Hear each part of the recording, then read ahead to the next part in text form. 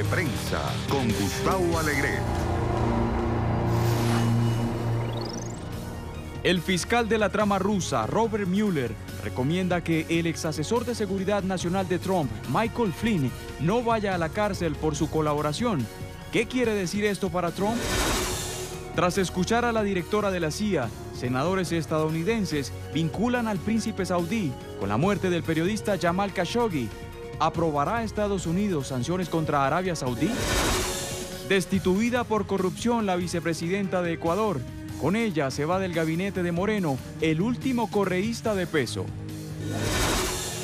Y Madrid en alerta por el partido Boca River, que se jugará este domingo en el Estadio Santiago Bernabéu. Aquí comienza Club de Prensa con Gustavo Alegret. Tiempo para el análisis, para el debate en nuestra mesa de trabajo, en este Club de Prensa de hoy miércoles, cuando la capital estadounidense está pendiente de rendir ese último homenaje al quien fuera el 41º presidente de Estados Unidos. Sus restos, como saben, están en el Capitolio y serán trasladados en una hora a la Catedral Nacional, donde a través de NTN 24 lo podrán seguir. Será oficiado ese funeral de Estado. Pero hoy en nuestra mesa de trabajo vamos a conversar otros temas de la actualidad, temas que nos ayudarán a comprender mejor los que nos acompañan. César Ricarte, que es el director de Fundamedios, es periodista ecuatoriano. Señor Ricarte, buenos días, bienvenido. Buenos días, Gustavo. Gracias por estar aquí. Además está de paso por Washington. Ahora nos cuenta qué le trae a la capital. Y con Natalie Salas, periodista venezolana. Natalie, buenos días. Gracias, buenos días. Estamos a la espera de la llegada de José Díaz Briceño, que es el corresponsal del diario Reforma de México. El tráfico estaba pesado esta mañana, precisamente por la cantidad de calles cortadas con motivo del traslado de los restos fúnebres o de la comitiva fúnebre del expresidente estadounidense. Querría comenzar precisamente con una cuestión de la actualidad vinculada a la Casa Blanca.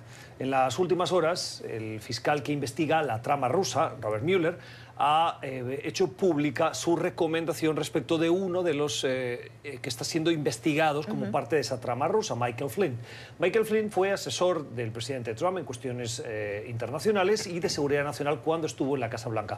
Fue una de las primeras figuras que, entrando con el nuevo presidente, tuvo que dimitir. Y dimitió porque se supo que había mentido sobre una reunión que él mantuvo con el embajador. Con el embajador ruso en Washington, y le mintió al vicepresidente. La vicepresidencia lo consideró intolerable, sobre todo cuando se hizo público, y tuvo que dimitir. La investigación, particularmente, no hacía referencia a haberle mentido al vicepresidente, que per se no tiene por qué ser un crimen. Lo fue porque le mintió al FBI en la investigación. Pero Robert Mueller en las últimas horas ha hecho pública su recomendación y dice que, dada la sustancial colaboración que Flynn le ha prestado a la investigación de la trama rusa, recomienda una pena mínima que no incluye prisión. ¿Qué quiere decir esto para la investigación, Natalie? Bueno, en principio, muchísimas gracias y buenos días a ambos. Definitivamente, Gustavo, yo lo que considero aquí, esto fue una noticia que incluso ayer fue cuando rompió el celofán, como diríamos, y todo el mundo empieza a tener varios pensamientos con respecto a esto. Ya solamente el hecho de ser sustancial, como ponen, la colaboración del ex consejero de seguridad de la Casa Blanca, Michael Flynn, nos hace pensar que definitivamente hay algo, ¿no? Hay algo, y hay algo pesado, hay algo grande. No, como diría en varias oportunidades, ha insistido el propio presidente Donald Trump, de que no existe ningún tipo de motivos, ni siquiera para pensar o dudar que exista alguna colusión o confabulación con Rusia, ¿no?, en las elecciones del año 2016. Ahora bien, ¿qué va a llevar la recomendación que hace el fiscal especial Mueller? Definitivamente, bueno, ya tendremos que ver, eso son cosas más legales, si paga prisión o no. Lo cierto que lo que creo que aquí vale destacar es que realmente sí hay algo importante que se va a saber en los próximos días y que quizás este último o la decisión final o el reporte final del fiscal especial va a tener cosas que pudieran tener bastantes consecuencias importantes para el gobierno del presidente Trump. Sí, efectivamente la pregunta, en este momento surgen cantidad de preguntas y la pregunta básica es ¿qué revela Flynn para que Mueller pues recomiende esta pena mínima en su caso, ¿no? Dice, vamos a aplicar la pena de menor rango, ¿no es cierto?, en el juicio al que tiene que ser sometido en 2 semanas. ¿Cuáles de esas revelaciones? ¿Qué son esos aportes sustanciales? A toda vista, esto podría ser un cerco que se va cerrando sobre el presidente Trump, ¿no? Eso, al parecer, todo apunta a eso. El mensaje que también podría estar trasladando Robert Mueller es que quien colabora tiene beneficios y que quien no colabora o miente en la investigación se atendrá a las consecuencias, sobre todo esto dado en el contexto de las negativas por parte, por ejemplo, de personas muy próximas al presidente como Roger Stone, que ha dicho que nunca declarará en contra del mandatario, de Michael Cohen, que fue pues, abogado del mandatario. Es un mensaje también de la investigación a quienes están también colaborando o trabajando con el equipo de fiscales para decirles el que se porta bien tiene buenos réditos. Bueno, pero es que yo creo que deberían portarse bien todos, definitivamente, porque hay que sacar a flote lo que realmente está abajo, porque eso pone evidentemente un obstáculo en la confianza que pueda tener la población para el gobierno del presidente Trump y todo su equipo de gobierno, consejeros incluidos. Esto definitivamente que a cara del año 2020, cuando él aspira a una reelección, es importante que el pueblo estadounidense demande una conclusión realmente importante, buena, sustancial, como diría el propio fiscal, para esta investigación que ya lleva bastante tiempo. Una lectura de que el que se porte bien es posible que obtenga beneficios, sí, puede ser, pero más allá de eso es la intención de que tienes que colaborar y que tienes que decir todo lo que sabes, que puede que sepas bastante. Correcto. Sí, a mí me parece que evidentemente hay un mensaje ahí de parte del fiscal contra testigos que no han sido tan, digamos, colaborativos, o posibles testigos que no han sido tan colaborativos como parece ser que lo ha sido Michael Flynn, ¿no? Eso me parece que es evidente. Ahora, ¿qué tan receptivos van a ser a ese mensaje estos personajes tan cercanos al entorno presidencial? Eso todavía es una incógnita. Como digo, esto nos deja todavía algunas preguntas sueltas, nos alimenta más preguntas, ¿no? El hecho de que en las últimas horas el presidente tuiteó de una manera atípica, por decirlo así, para no entrar mucho en el adjetivo, diciendo que Michael Cohen, el abogado, ex abogado del presidente, tenía que cumplir condena completa. Sí. Demuestra que el mandatario tiene motivos para estar... ¿Es una evidencia de que el mandatario está nervioso frente a esa investigación? Lo que yo creo también es que estas personas tienen mucho que ganar quizás en este mensaje de Mueller, pero también tienen mucho que perder. Y uno de los principales que pierde es el propio presidente Trump, porque son personas muy cercanas a su círculo de confianza.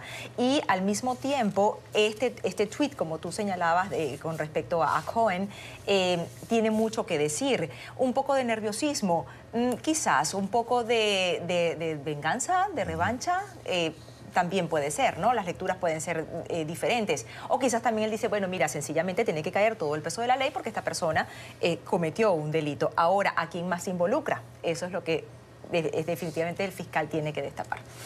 Vamos a cambiar de asunto, si les parece. En las últimas horas, el Comité de Inteligencia del Senado recibió a la directora de la CIA, Gina Haspel.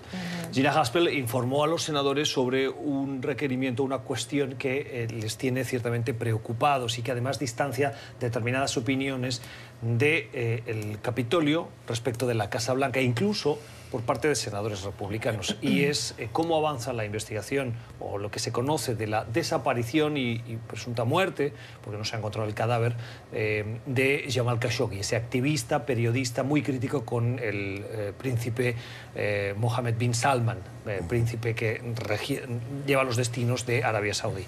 Arabia Saudí es uno de los principales aliados de Estados Unidos. Jamal Khashoggi era uno de los críticos más acérrimos en el ámbito internacional. Además trabajaba para el Washington Post, residía en Virginia, es decir, tiene una vinculación estrecha con Estados Unidos.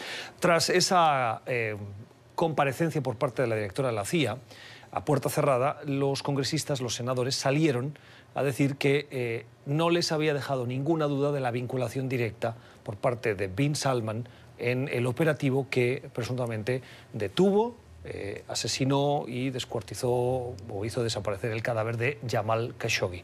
Lo que no ha habido es sanciones por parte de Estados Unidos, de momento. Puede que Estados Unidos retire la ayuda que está prestando a un conflicto que se está llevando a cabo desde hace 4 años en Yemen y que tiene la presencia activa de Arabia Saudí en ese conflicto entre el gobierno y los rebeldes. Por cierto, negociaciones de ese proceso, de ese conflicto que se inician hoy en Suecia para ver si se llega a un acuerdo de paz. En cualquier caso, volviendo al Senado, el hecho de que ahora haya más evidencia puede llevar al Senado a pedirle a la Casa Blanca que realmente aplique sanciones. Eso se esperaría, ¿no? Recordemos que estos mismos informes de la CIA fueron recibidos por el presidente Trump, que los desechó sin apenas examen, ¿no? Muy rápidamente. Y realmente toda la evidencia, incluso pública, el New York Times publicó hace un par de semanas toda una reconstrucción de los hechos y de cómo el entorno del príncipe heredero estaba involucrado de forma absolutamente directa en el crimen del periodista Khashoggi. Realmente se esperaría que la Casa Blanca lo tome más en serio sus propios informes de inteligencia, su propia inteligencia, como parece ser que lo va a hacer el Senado. Se esperaría entonces que el Senado pueda presionar un poco más a la Casa Blanca para que se tome más en serio estos informes. Ese es un buen punto, es cierto, como un conflicto internacional en el que Arabia Saudí está implicada está contribuyendo a erosionar la credibilidad de las instituciones de inteligencia dentro de Estados Unidos por las diferencias que exhibe públicamente el mandatario con su propia agencia de inteligencia. Yo creo que también, más que lo que dijeron los senadores, es quiénes lo dijeron. Estamos hablando del presidente del Comité de Relaciones Exteriores. Estamos hablando de Lindsey Graham, quien ha sido también un colaborador y cercano también al presidente Donald Trump. Entonces, yo sí creo que esto pudiera, aparte que también ambos son republicanos, que y próximos del partido. al mandatario. ¿Perdón? Y próximos al mandatario. Exacto, exacto. Son del círculo de confianza del presidente Donald Trump. Entonces, un poco también a como hablábamos con el fiscal, el caso de la llamada trama rusa, esto sí pudiera servir por ser estos dos personajes, su importancia, su confianza, la confianza que le tiene el pueblo estadounidense a estas dos personas, yo creo que sí pudieran presionar a la Casa Blanca a que el presidente Donald Trump tenga una posición mucho más firme.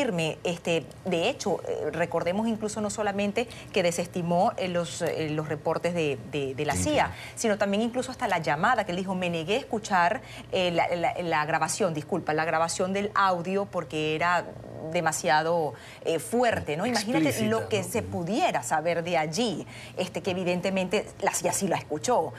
Otra cosa que llama la atención es la llamada que hubo del hermano del príncipe heredero a Khashoggi cuando le dice, pasa por el consulado y vamos a garantizarte tu seguridad. Que los expertos señalan que si bien él no sabía que estaba quizás un plan o habría un plan para asesinar al periodista, sí tenía de alguna manera una orden directa de su hermano. Y también un poco hablando de la cultura del país, nada se mueve en ese país sin que lo conozca el príncipe heredero. Entonces, de alguna manera, esos son todos los puntos, ¿no? Sí. que apunta que la CIA a pensar y evidentemente al senador Corker para decir lo que dijo que en un juicio no pasa ni 30 minutos para declarar culpable a él. Ahora, también ahí el punto a tomar en cuenta es el poder de lobby, de influencia que tiene el régimen saudita aquí en Washington, ¿no? Eso es histórico desde los años 70, en el cual a través del petróleo, del control del precio del petróleo, Arabia Saudita de alguna forma ha tenido una enorme influencia sobre la política estadounidense y llegamos a este punto en el cual hay un crimen de Estado, hay un crimen grave que involucra a alguien que, como decía usted, Gustavo, tenía nexos con Estados Unidos, era un periodista que estaba operando aquí en Estados Unidos. Pues llegamos a ese punto en el cual está este crimen y luego están todos esos intereses petroleros y económicos alrededor del régimen saudí. Lo que pasa es que me llamaba la atención, porque esta mañana lo hablábamos con el equipo de producción, Estados Unidos no ha aplicado sanciones. Donald Trump ha dicho que va a priorizar la relación económica y los puestos de trabajo, y el acuerdo internacional conseguido de venta de armas, que tiene un valor importante por delante de China y de Rusia, que también habían presentado sus ofertas para vender armas a Arabia Saudí. Pero es que la comunidad internacional, al menos de los países desarrollados, tampoco ha hecho nada. Francia no ha aplicado sanciones, Alemania no ha aplicado sanciones, más allá de verbalizar, de suspender temporalmente. Pero exacto, congeló la venta de armas. Sí, pero el Reino Unido tampoco ha hecho nada. Es decir, cuando se critica al presidente Trump de ausencia de decisiones para sancionar un comportamiento que es a todas luces reprobable, la comunidad internacional está ahí y tampoco ha dado ejemplo. Claro, es una preocupación porque hasta qué punto intereses económicos, colectivos o personales pueden sobre los derechos humanos. Quizás la pelota pasa a Estados Unidos y los ojos están colocados en el presidente Donald Trump o en la administración del presidente Donald Trump, porque Khashoggi era residente de este país, ¿no? Algunos analistas incluso han hecho la pregunta, ¿y qué tal si hubiera sido ciudadano? ¿Hubiera sido el comportamiento diferente a que era residente, no era ciudadano, ¿no? Bueno, pero era un periodista del Washington Post. Total, era un colaborador del Washington Post, un periodista de los más respetados también, ¿no? Un colaborador respetado del Washington Post. Entonces, sí, ciertamente es una preocupación que quizás haya también que ponerle un poco el ojo. La comunidad internacional, los derechos humanos, ¿dónde están valorados? Sí, y paradójicamente, y con esto vamos a la pausa, una de sus últimas colaboraciones, enviada y publicada de manera póstuma, Jamal Khashoggi hacía referencia a la ausencia de derechos humanos, particularmente de libertad de expresión y particularmente de persecución de periodistas en Arabia Saudí. Sí.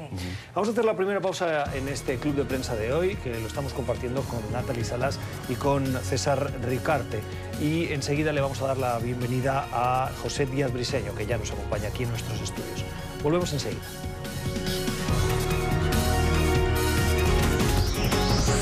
Ya regresamos con Club de Prensa.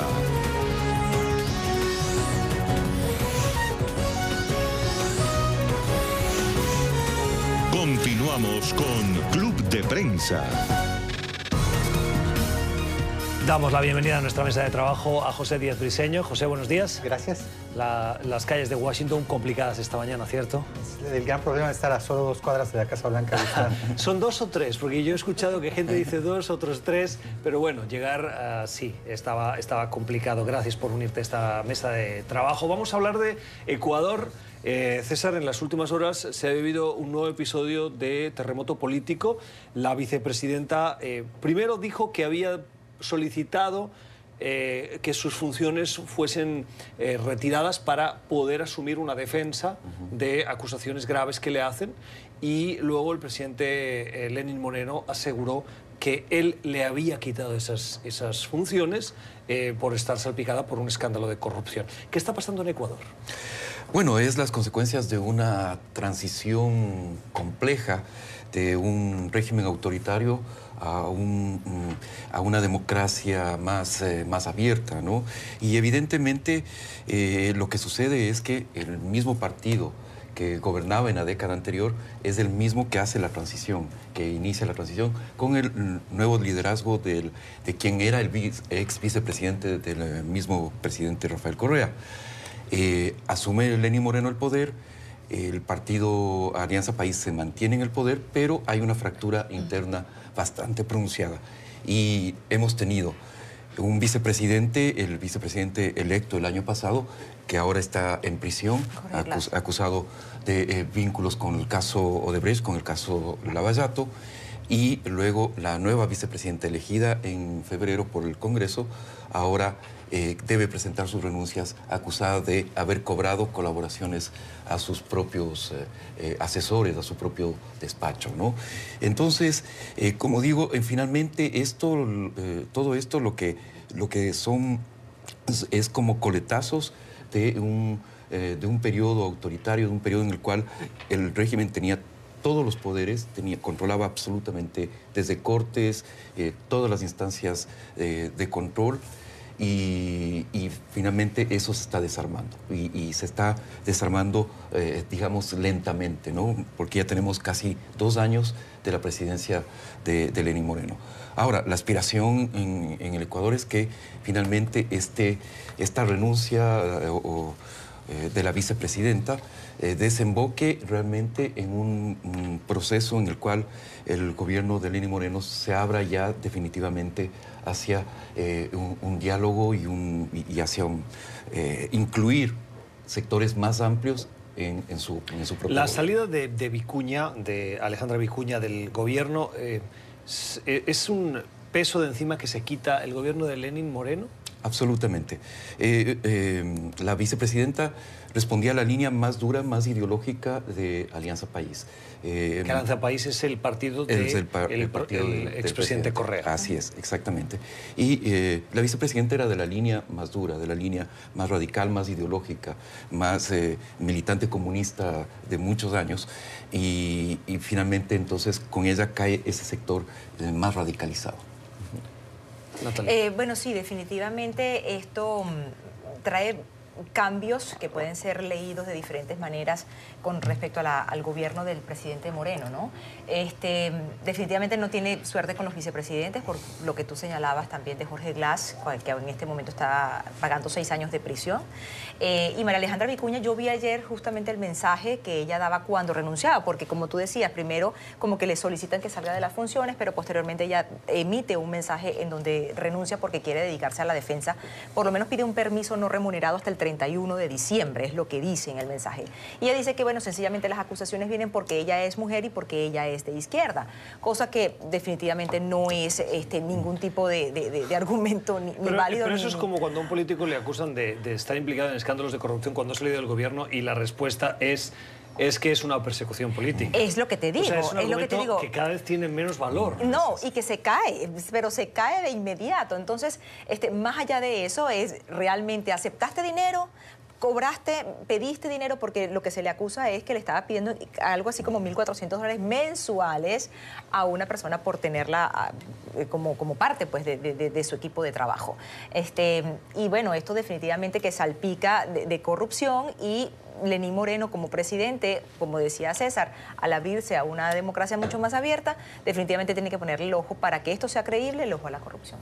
Sí, a mí me parece sumamente interesante porque otra vez el tema de la corrupción, como en otros países de América Latina, vuelve a estar en el centro de la inestabilidad política de Ecuador en este caso.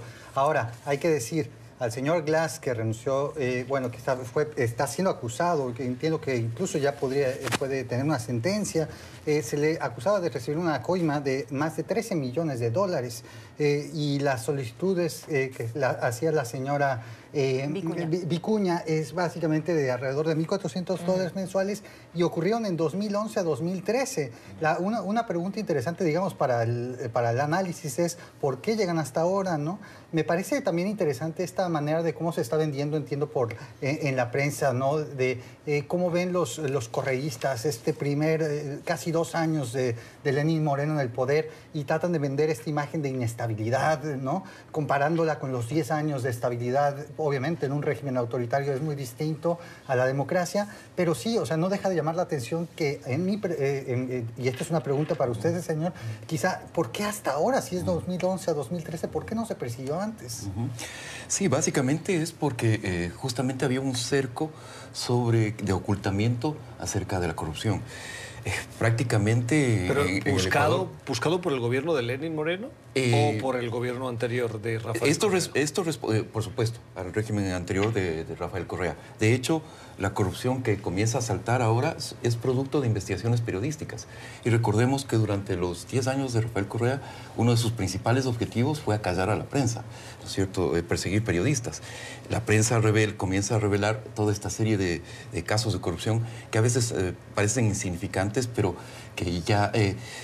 aquí lo que es más llamativo es que se creó todo un sistema de corrupción en el cual evidentemente la actual vicepresidenta o la vicepresidenta hasta ayer era una pieza, pero en realidad hay muchísimos, casi todos los legisladores de Alianza País que crearon ese sistema, porque era un sistema, ellos dicen, de aportes al mismo partido. Voluntarios. Exacto, de aportes supuestamente voluntarios.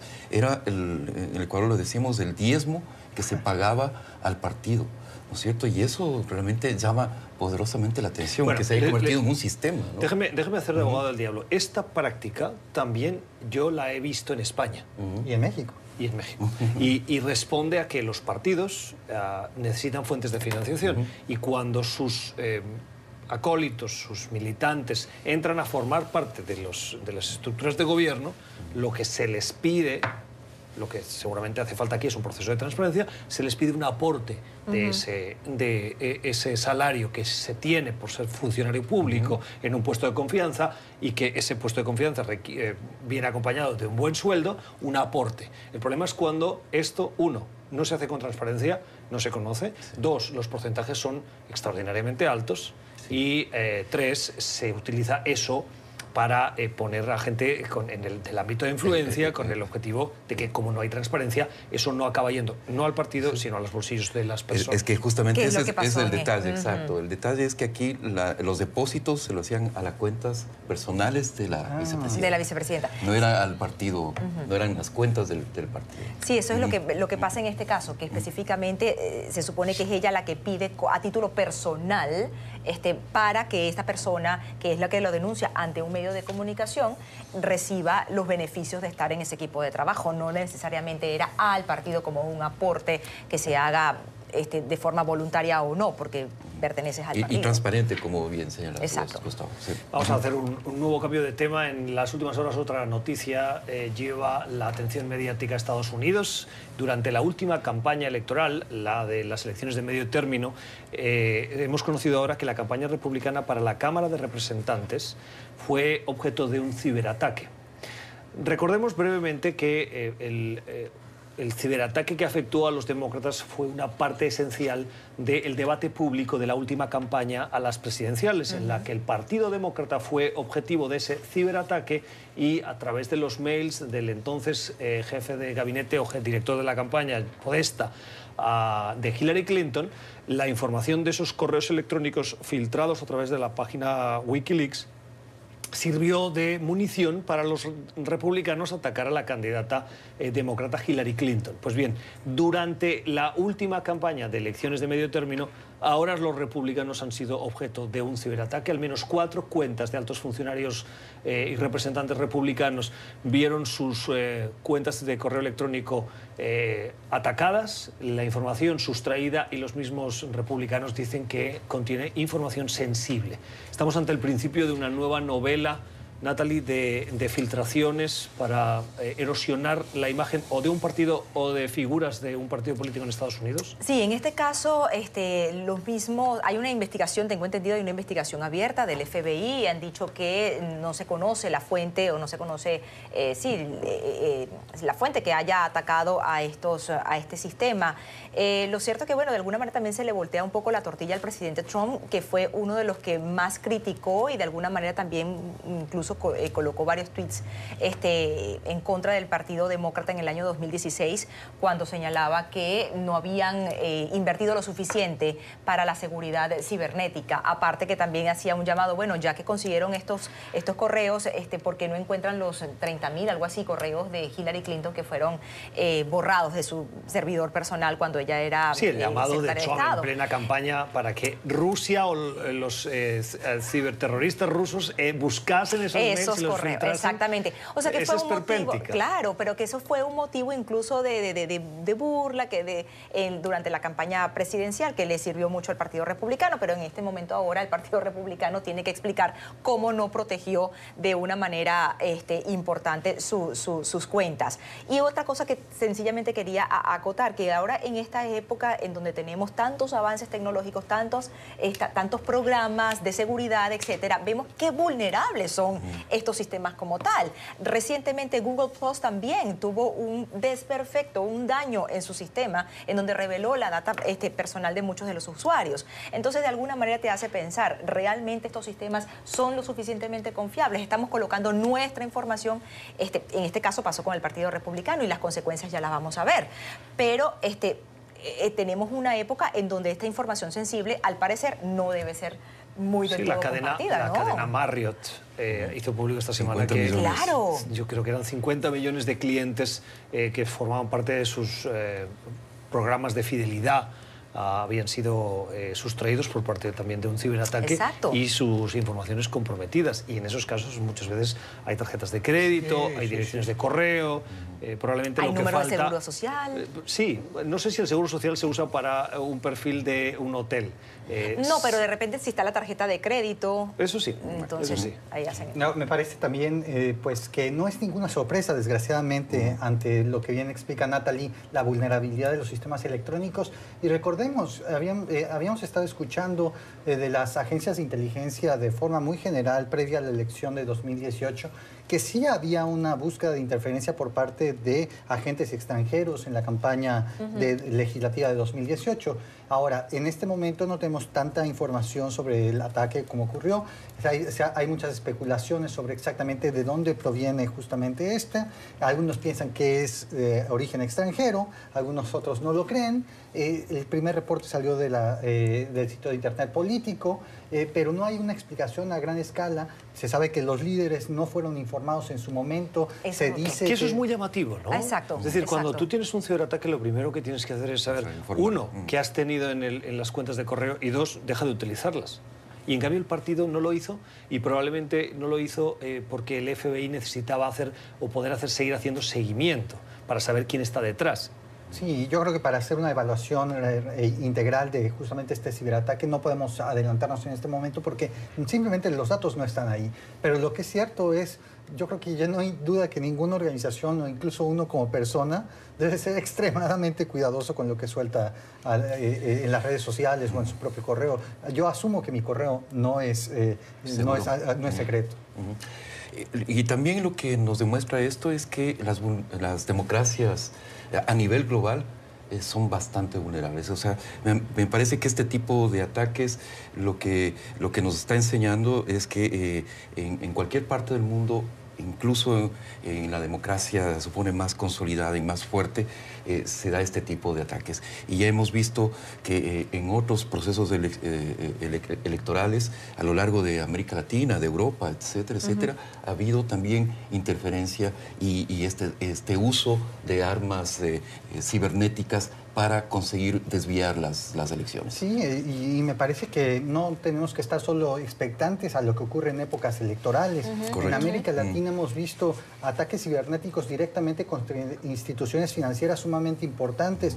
En México este año contra el Banco de Comercio Exterior, contra el Banco Central, las transferencias de dinero entre bancos. Entiendo en Ecuador también hubo un caso, no sé si el año pasado, sobre justamente agentes, en este caso norcoreanos, tratando de buscar acceso y de robar dinero directamente a través de los sistemas electrónicos. El tema de la ciberseguridad es imposible de decir que se puede contener. Lo que se puede contener es el daño que pueden causar estos criminales. Sí, hablando de seguridad, la mejor seguridad que uno puede tener es o un computador que no tenga ningún tipo de conexión a Internet o uno de estos pequeños memorias portátiles o hard drives o USBs que decimos en el que tú puedas guardar la información. Eso sí es la manera más segura de llevar la información encima. Es que algo que parece muy inocente y hasta divertido, las redes sociales, es mucha la información que se comparte. Gracias. Muchas veces yo estoy saliendo del trabajo y mi teléfono me dice tantos minutos para llegar a tu casa. O sea, ¿cómo sabe?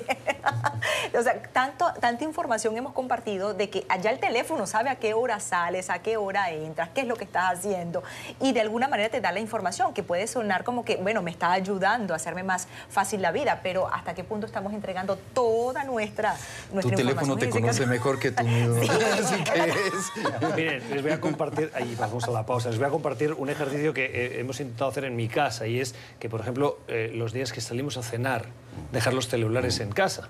lo cual es una sensación al principio muy rara. Te sientes... Porque te falta algo. Pero es que hasta en eso lo tenemos complicado porque ¿cómo pedimos el transporte? Es el transporte, el Uber, el Lyft, el Vía, el servicio de transporte que queramos, y lo que acabamos haciendo es que uno de los dos deja el celular en la casa y el otro se lo lleva. Y normalmente es mi mujer quien se lo lleva, porque si me lo llevo yo me dedico a mirar si hay alguna urgencia. Pausa, nueva pausa aquí en Club de Prensa. Enseguida regresamos con otros temas de la actualidad.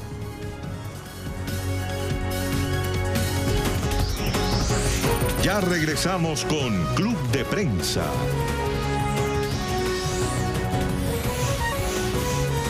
Continuamos con Club de Prensa.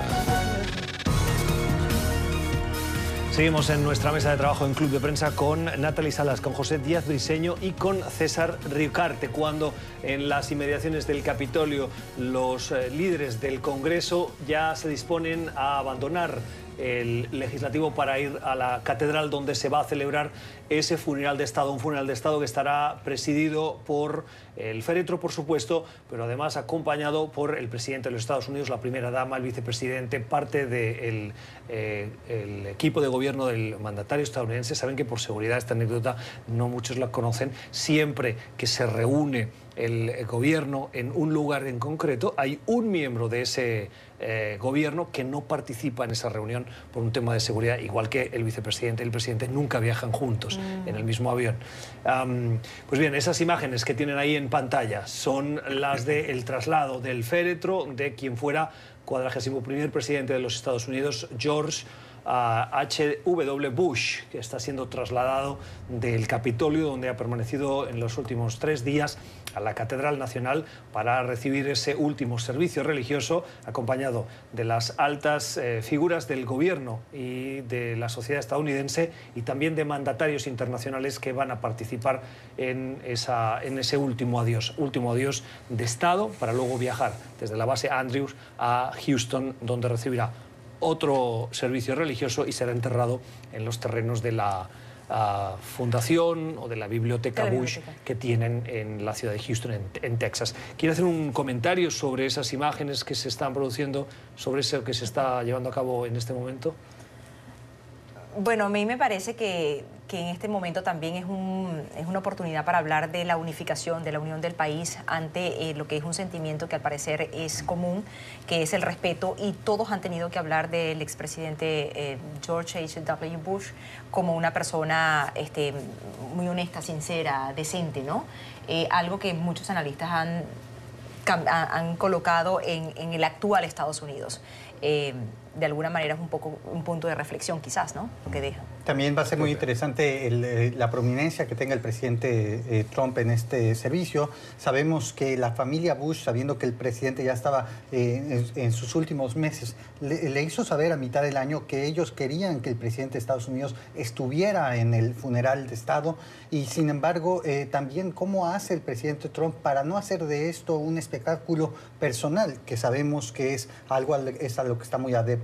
Me parece que será interesante ver cómo se comporta y también cómo la familia Bush convive con él, ¿no? En un momento en el que pues él había sido muy enfrentado con ellos durante la campaña electoral. Había sido muy crítico con Jeb Bush, que fue uno de los candidatos que buscó la nominación del Partido Republicano.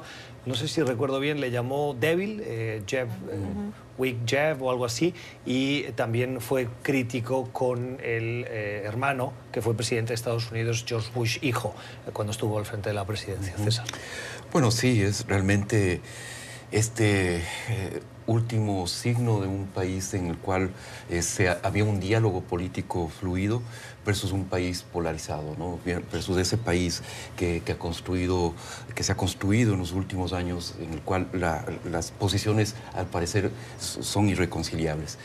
Este último homenaje que se le hace al expresidente Bush, pues me parece que simboliza eso. Es un entorno político en el cual era posible un diálogo civilizado, hacer una política mucho más civilizada de lo que tenemos hoy. Y el último legado que precisamente hemos visto del expresidente estadounidense George Bush padre, precisamente es el haber conseguido que en las últimas 48 horas en Estados Unidos, en la política estadounidense, vuelva a recuperarse el espíritu que él impulsó y que él vivió y contribuyó cuando estaba al frente de la presidencia de los Estados Unidos. Es curioso cómo el tono del mandatario estadounidense ha bajado. Es alentador, es positivo ver las fotografías de cómo los Trump recibieron ayer a los Bush, los acogieron en la residencia de invitados de la Casa Blanca, en la Blair House, y cómo el tono del mandatario estadounidense, que tenemos muy acostumbrados a que sea estridente, duro, directo, sui generis, pues sea un tono mucho más tranquilo. Y que además también algunas personas le han dado un nivel de lectura guardando las distancias a lo que ocurrió en agosto con el entierro del senador McCain, en donde justamente el presidente Donald Trump no fue invitado a la ceremonia, pero las palabras de la hija del senador McCain fueron también bastante duras, ¿no? Yo creo que, como tú dices, Gustavo, también el presidente le ha servido este momento como para bajar un poco el tono. No sabemos si se va a mantener, pero supongo que también escarmentó, porque deduzco yo, el hecho de no haber sido invitado a un funeral y con lo que le gusta el protagonismo al presidente, como a todos los políticos, no es algo que le y que sí invitaron, por ejemplo, a la familia Obama, a la pareja Obama. Pero no estuvo invitado en el funeral de McCain. Y en esta ocasión, a pesar del pasado crítico, como decías, Pepe, con los Bush, en esta ocasión sí le han invitado. No va a pronunciar unas palabras, como sí han sucedido en otras ocasiones, con presidentes en ejercicio, cuando han muerto expresidentes, pero el hecho de que vaya a participar supongo que también le da un mensaje, ¿no? Un punto en contraposición, un tanto separado de la evaluación que estamos haciendo, es el lugar que ocupan justamente estos funerales de Estado en las repúblicas. Muchos han sido críticos, bueno, algunas voces más bien, no muchos, algunas voces han dicho: no tratemos a los presidentes como emperadores. En otras repúblicas, en otros países, son contadas las excepciones en que se les da este trato a los presidentes. Ahora va a haber un cortejo desde el Capitolio por toda la avenida Pensilvania, pasado por la avenida Connecticut, hasta llegar a la Catedral Nacional. Hubo un servicio donde en el Capitolio estuvieron, pues básicamente observando millones de personas. Es muy raro, pero sí te habla del lugar que Estados Unidos le da a los rituales justamente para unidad de la nación. Pues ahora que decías esto, pensaba en qué poco tiempo la capital estadounidense, y lo bien preparadas que están, y lo buenos que son en eso los ciudadanos, los estadounidenses, han conseguido organizar la logística, las salvas fúnebres, el traslado, la organización del servicio religioso, la llegada de mandatarios internacionales, el traslado del Capitolio a la catedral, el día festivo para que los estadounidenses no vayan a trabajar, para recordar que también es una manera de no sobrecargar Washington con tantas calles cortadas, lo cual crearía un cierto caos. Pero bueno, en cualquier caso, la capacidad para organizar todo con ese tono solemne para darle el último adiós a quien fue uno de sus presidentes. Y con precisión. Y con precisión. Súper, sí. De acuerdo. Miren, hablando de política, en las últimas horas hemos visto cómo uno de los favoritos para liderar el Partido Demócrata en las primarias internas y luego frente a Donald Trump, quien fuera vicepresidente de Estados Unidos con Barack Obama, Joe Biden, ha dicho que él siente que él es la persona más calificada para ser presidente, y ha hecho todo el repaso de su carrera política. Ha dicho que no ha tomado la decisión, que lo hará en los próximos 2 meses, en las próximas semanas, pero no ha dejado de estar activo. En los últimos días también ha creado una plataforma en la que prioriza a Estados Unidos. ¿Creen que Joe Biden es realmente, como él se autodenomina, César, la persona más calificada dentro de los demócratas para llegar a la presidencia y arrebatarle la presidencia a un presidente que busca la reelección como Donald Trump? Bueno, siempre ha habido esa especulación de qué hubiera pasado si Joe Biden se lanzaba a la presidencia en vez de Hillary Clinton, ¿no? Si hubiera podido, y muchos sostienen que sí hubiera podido conseguir la presidencia ante Donald Trump. Ahora, la pregunta es, ¿se le pasó el momento a Biden o todavía tiene oportunidades en un nuevo proceso eleccionario que sería todavía en un par de años más. En todo caso, yo creo que sí, definitivamente, dentro de los perfiles demócratas en este momento es sin duda alguna uno de los mejores que existen en el Partido Demócrata. Pepe. Es un momento fascinante porque realmente se nos está adelantando la contienda presidencial casi 2 años, ¿no? Obviamente antes hay internas, hay debates, pero sí obviamente los demócratas tienen que buscar pues pronto la unificación de alrededor de un candidato que pueda sumar pues todas las confianzas. El tema es que además de Biden, hay al menos uno puede sumar hasta 15 nombres de personas que están intentando buscar, ¿no? La senadora Klobuchar de Minnesota, el señor Booker de Nueva Jersey, la señora Kamala Harris de California, el señor Beto O'Rourke en Texas, el propio Bernie Sanders, la señora Elizabeth Warren. Uno puede hacer una lista hasta que eso en el fondo es reflejo de la identidad del Partido Demócrata hoy, que ha ampliado probablemente su base y se ha escorado también hacia la izquierda. Completamente, y entonces obviamente si uno ve las encuestas más recientes sobre quién pudiera ganar más afectos dentro de los demócratas, uno ve a Biden con 28%, a Bernie Sanders con 21%, y después viene una persona completamente pues fuera de la luminaria hasta hace unos pocos meses como el señor Beto O'Rourke. El tema es qué quieren los demócratas y cuál podría ser la estrategia para ganarle al señor Trump. Al señor Biden, que proviene de una familia de clase trabajadora, que representó a Delaware por muchos años en el Senado, después fue vicepresidente, pero nació en Pensilvania. Y él se siente representante de una clase trabajadora blanca que quedó olvidada por la modernidad y que aparentemente es de donde el presidente Trump sacó mucha parte de sus votos en 2016. Ahora la pregunta es, ¿puede ganar los demócratas en estos estados difíciles de Ohio, Wisconsin, Pensilvania otra vez? ¿O la estrategia se tiene que mover completamente distinto y buscar ganar en estados más del llamado Sun Belt, en Georgia, en Arizona, en la propia Texas, que se quedó muy cerca de Beto O'Rourke? ¿Qué personaje puede mover en cada uno de estos estados? Lo que es evidente es que tras las últimas elecciones de medio término, que esos estados volvieron a ser demócratas, lo que seguro va a pasar es que, los demócratas van a tener que buscar una figura, como dices, que aglutine a los del cinturón del óxido de estos estados con los del el cinturón o la zona de los estados del sol, los más sureños, 1. Y 2, la consecuencia también es que las campañas electorales, si eran caras en Estados Unidos, van a ser mucho más caras. Porque es cierto que hay campaña electoral que ya no se hace en los estados de Dakota.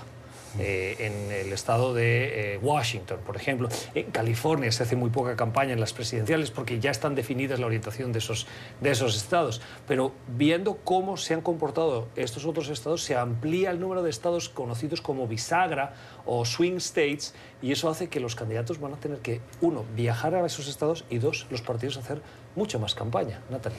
Hay varias reflexiones interesantes y me gusta que hayas tocado lo de los resultados también de las elecciones de medio mandato, ¿no? De medio periodo.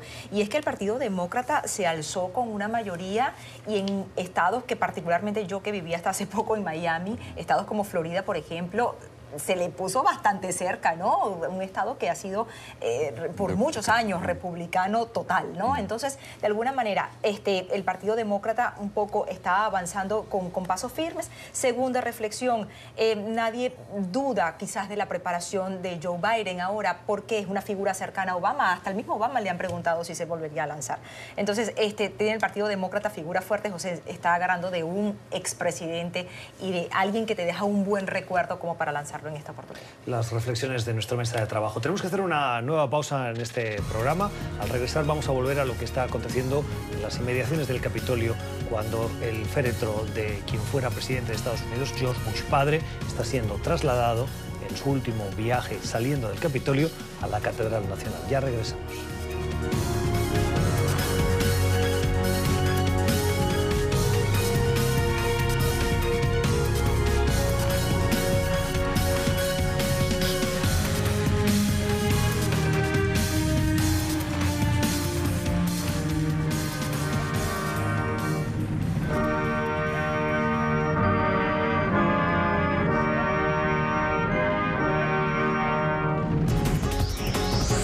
Ya regresamos con Club de Prensa.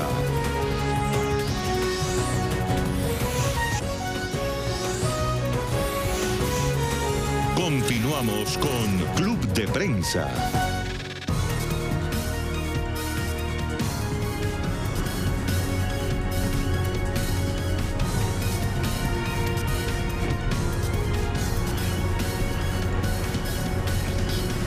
Imágenes en vivo desde el Capitolio, que hoy se viste de solemnidad para dar ese último adiós al 41º presidente de los Estados Unidos, George Bush padre. El féretro ya ha sido trasladado por un grupo de representantes de los diversos cuerpos y fuerzas de seguridad de Estados Unidos, particularmente del ejército. Recuerden que el presidente es también el jefe de las Fuerzas Armadas en la Unión Americana, el conocido como Commander-in-Chief. Pues bien, un grupo de esos servidores públicos han trasladado el féretro desde la rotonda hasta el coche fúnebre que lo trasladará ahora, ahí tienen las imágenes, a las afueras del Capitolio, a la Catedral Nacional. La familia Bush, los hijos, los yernos, los representantes de esa conocida como saga familiar en Estados Unidos, una saga política influyente, también han estado presentes en el momento de la salida del féretro, han acompañado con la música, con el silencio, con el acompañamiento serio, adusto de quien despide a uno de sus familiares queridos. Y la nación, Estados Unidos, pendientes de también ese traslado que se está produciendo en este momento, en el que la pequeña pantalla ofrece la posibilidad de acompañar no solo a la familia Bush, sino a quien fuera, como decimos, presidente de Estados Unidos. Una ceremonia, la del servicio fúnebre que se va a llevar a cabo en la Catedral Nacional, que acogerá a los miembros del gobierno, del ejecutivo, del legislativo, del judicial y a representantes de naciones del mundo que sienten esa proximidad con Estados Unidos, pero que tuvieron una relación también muy especial con quien fuera presidente, el 41º presidente George Bush padre. Vamos a hacer una conexión con uno de los puntos del trayecto donde se va a ver, se va a poder estar cerca del féretro a su paso hacia la Catedral Nacional en la avenida Pensilvania. Emiliana Molina, en la avenida Pensilvania, precisamente en la esquina con la conocida como Freedom Plaza, la Plaza de la Libertad, pendientes del paso. Emiliana, cuéntanos el ambiente de los ciudadanos que se han acercado a ese punto del trayecto para rendirle ese último homenaje, darle el último adiós a George Bush padre. Adelante. Gustavo, ¿qué tal? Muy buenos días. Así es, como lo mencionabas, la nación y los estadounidenses pendientes de este momento, que en los próximos minutos esperamos se comience a pasar la caravana y el coche fúnebre precisamente por esta avenida Pensilvania, una avenida emblemática con una imagen icónica del Capitolio. Y aquí los ciudadanos estadounidenses y también personas de diversos países, Gustavo, que llegaron coincidencialmente esta misma semana precisamente de vacaciones y coincidió lamentablemente con el funeral de George W. Bush padre, están en silencio. La mayoría los puedes ver mirando hacia el frente, hacia el Capitolio, esperando la llegada de la caravana y de este coche fúnebre en los próximos minutos, pero todos atentos al paso de George Bush padre en una ceremonia que inició en los últimos minutos y que se espera que se trasladen los restos de Bush padre a las 11 de la mañana. Estará llegando a la Catedral Nacional en Washington, donde se llevarán a cabo los servicios fúnebres en su nombre, y esto culminará alrededor de las 12:30 de la tarde, hora local aquí en Washington.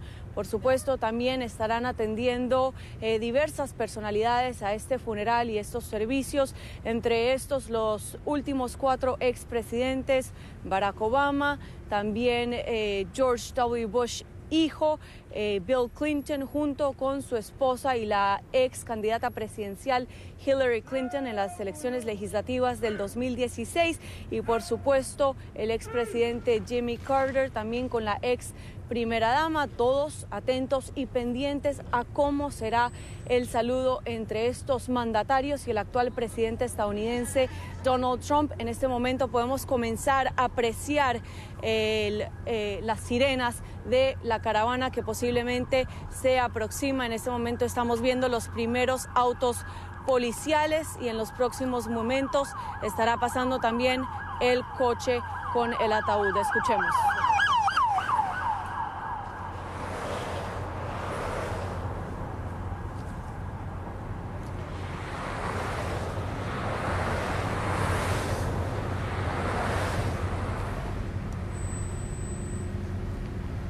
Imágenes en directo en esta cobertura especial de NTN 24 del traslado del día en el que Estados Unidos recuerda a la figura del presidente George Bush padre, fallecido el pasado viernes en Houston, en Texas, y que durante las últimas horas ha permanecido en el Capitolio, donde los ciudadanos han podido darle el último adiós. La ceremonia, que se va a llevar a cabo a las 11 de la mañana en la Catedral Nacional, es una ceremonia reservada para familiares, para políticos, y es solo por invitación. Los ciudadanos han tenido las últimas horas para poder acercarse a esa rotonda del Capitolio y darle ese último adiós al presidente. El féretro, como ven en esas imágenes, está siendo ya trasladado, ya ha dejado las inmediaciones del Capitolio para enfilar por la avenida Pensilvania y llegar hasta la Catedral Nacional, que se encuentra en la zona noroeste de Washington, una catedral nacional majestuosa que hoy se viste de gala para recordar a esa figura que formó parte de la historia reciente del país,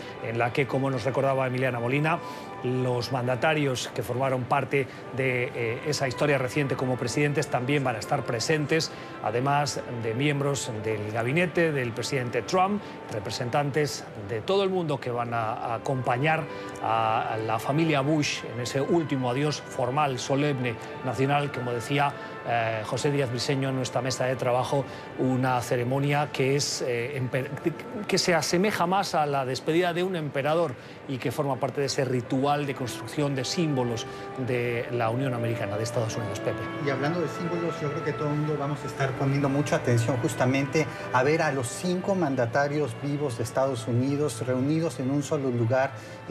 Va a ser quizá una imagen que no va a ser repetida. Está el presidente Carter, el presidente Clinton, el presidente Bush, el presidente Obama y el presidente en funciones Trump. Recordemos, en abril de 2018 murió Nancy Reagan y al funeral solo acudió la primera dama Melania Trump. Hay una foto muy famosa en la que están sonriendo, muy relajados, el presidente Obama, los dos presidentes Bush, el presidente Clinton, y uno se pregunta, ¿por qué no estuvo el presidente Trump? Pues obviamente por toda la tensión que genera. Veremos ahora cómo se comparten estas imágenes. Son, pues básicamente, como bien dices, de educación cívica. De educación cívica. También estarán miembros de la Corte Suprema en esas imágenes que ven en sus pantallas, en las que ya los invitados han tomado asiento en la Catedral Nacional a la espera de la llegada de las pompas fúnebres para que el féretro entre en la Catedral Nacional y allí se produzca ese último adiós solemne de los estadounidenses, de los dirigentes del país, Natalie, a el presidente George Bush padre. Bueno, sí, definitivamente un poco la importancia de Estados Unidos que le da a los rituales, la perfección con que los realizan y sobre todo en este momento tan crucial para el país, la importancia de la presencia de figuras tan emblemáticas del partido de oposición, como por ejemplo los dos exmandatarios Clinton y Obama, que ya los vimos allí, están sentados junto a sus respectivas esposas. Y bueno, un poco también lo que decía José, ¿no? La presencia del presidente Trump allí, cómo será recibida. Sí, y es cierto que la figura de Trump genera tensión, pero como decíamos en el debate antes, en las últimas horas esa tensión se ha rebajado. La actitud del presidente ha sido, valga la redundancia, mucho más presidencialista, e incluso recibiendo a los Bush, con quien tenía diferencias políticas, diferencias personales, parecen haberse diluido en aras de recuperar ese consenso y de rendirle ese último homenaje de la mejor manera posible, y es recuperar el espíritu que reinó durante la presidencia de George Bush padre y que ahora tantos se encuentran a faltar. Un último comentario, César. Sí, me parece que Washington, como un centro político y tan importante, está lleno de simbolismos, definitivamente. Y este ritual tan solemne también nos recuerda la importancia que da este país a la institución de la presidencia de la República. O sea, me parece que eso es clave. Más allá de las figuras, más allá de los presidentes en particular, la institución en sí misma es como que está revestido de una magnificencia absolutamente importante, ¿no? Y eso creo que también es una señal, un símbolo que lanza la comunidad washingtoniana a quien está actualmente ocupando la Casa Blanca, que muchas veces ha perdido las formas, ha perdido esa respetabilidad que tiene la institución de la presidencia. Tiempo para despedir en nuestra mesa de trabajo hoy Club de Prensa, que nos hemos alargado un poquito más.